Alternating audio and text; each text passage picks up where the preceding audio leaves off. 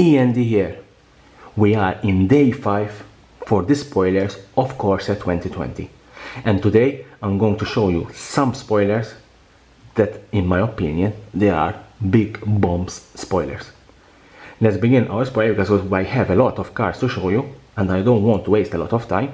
Let's begin.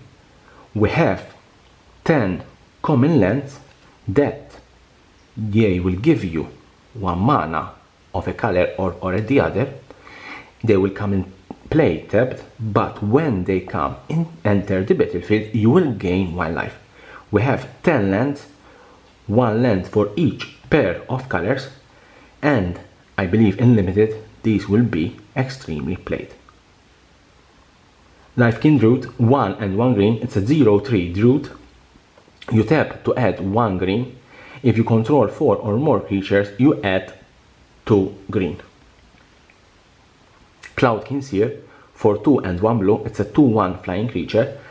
And later on in the spoiler, I will show you how much valuable flying creatures will be. When it enters the battlefield, you draw a card. Blood Burglar, 1 and 1 black, it's a 2/2. As long as it's your turn, it has lifelink. Moat Piranhas, 1 and 1 blue, it's a 3/3 defender fish. We have a card in Russian language. Let's see what it says. Cheeky Thief, it's a 2 and 1 black. Whenever it attacks, you draw a card and lose 1 life. It's a 2/2 creature. Goblin Bird Grabber, it's a 1 and 1 blue. It's a 2/1. For 1 red, it gains flying until end of turn. Activate this ability only if you control a creature with flying. Blood for Bones, 3 and 1 black. As an additional cost to cast the spell, you need to sacrifice a creature. Return a creature card from your graveyard to the battlefield. Then return another creature card from your graveyard to your hand. I think this is a very interesting card. You can discard certain creatures, certain big creatures, let's say an Eldrazi Titan in Modern, and then using this to bring it back on the battlefield, and then also bring back another creature, the creature that you have sacrificed, to your hand. Very, very strong card into my opinion. Nauseous Grasp, for 1 and 1 black, you destroy target creature or planeswalker that's green or white and you gain 1 life. Wolfskin Bond, 4 and 1 green, you enchant a creature. When it enters the battlefield, you create a 2/2 green wolf creature token. Enchanted creature gets +2/+2. Bone Splinters, for 1 black. As an additional cost to cast the spell, you need to sacrifice a creature and you destroy target creature. Very strong card, into my opinion, for a common card. Ticket Crusher, for 3 and 1 green, it's a 4/3 Rhino. It's an elemental. It has trample, and other elementals you control have also trample. Winged Words, 2 and 1 blue.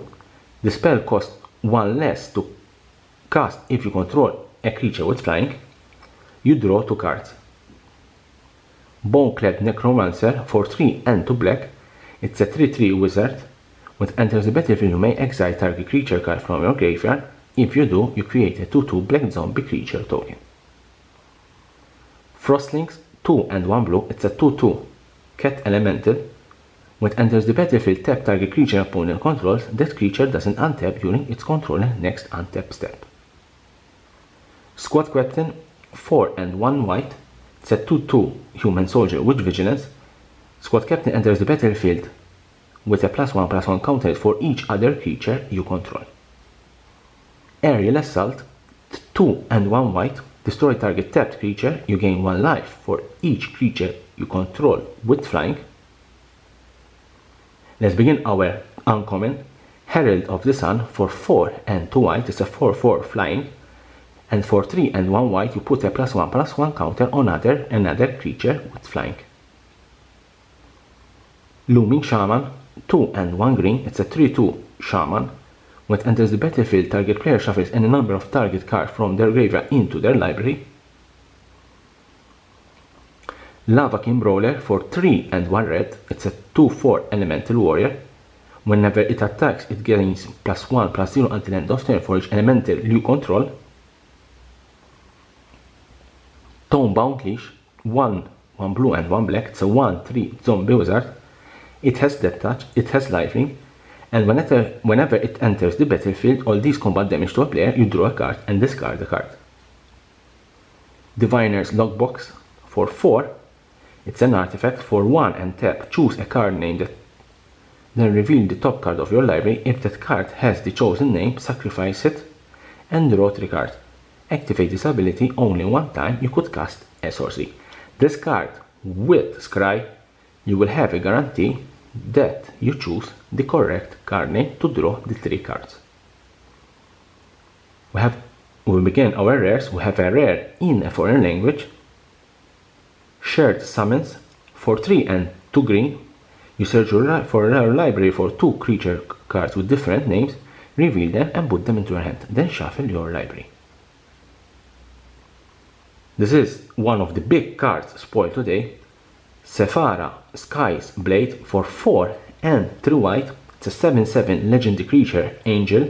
This card can be your commander, and the good side of this card is this ability.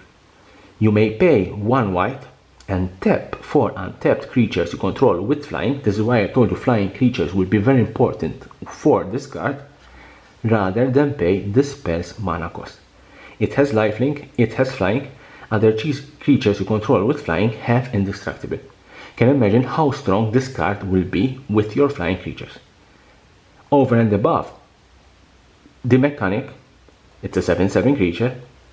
The artwork of this card is a very beautiful artwork. This is a very nice card, and I believe this card will see a lot of playing in Commander. We have some mythics. We have Cavalier of Thorns. I already have showed you the black Cavalier and the white Cavalier. This is the green one. It is a 2 and 3 green. It has reach. Whenever it enters the battlefield, you reveal the top 5 cards of your library. You may put a land card among them on the battlefield, put the rest into your graveyard. It's a 5/6 creature. When it dies, you may exile it. If you do, put another card from your graveyard on top of your library. Last card for today's spoilers, and we have quite a good number of spoilers, as I tell you. KETHIS, the Hidden Hand. This is also a nice commander card for 1 white, 1 black, 1 green. It's a legendary creature, Elf Advisor. It's a 3/4. Legendary creatures you cast cost 1 less to cast.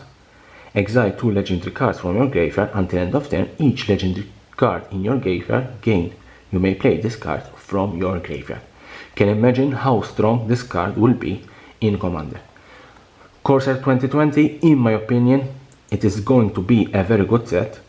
I think a lot of cards will see standard, but I think the big thing about Corsair 2020 is that it was focusing a lot on Commander play.